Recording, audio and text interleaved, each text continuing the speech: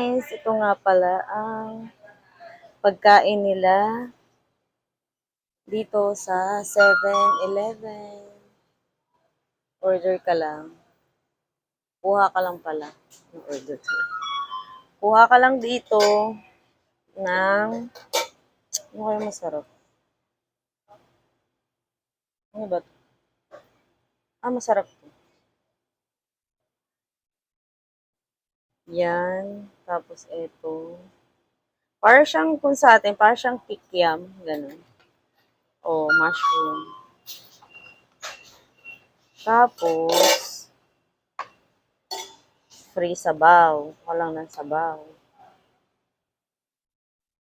Since diet tayo today, ano ba to? Try nga natin. Anong laman sa loob. Cabbage yata to.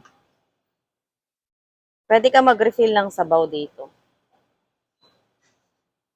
Depende sa iyo. Paano ang prep mo sa buhay. Yan. Bayaran natin sa counter kung magkano ang inabot. Kano kaya? Ang init.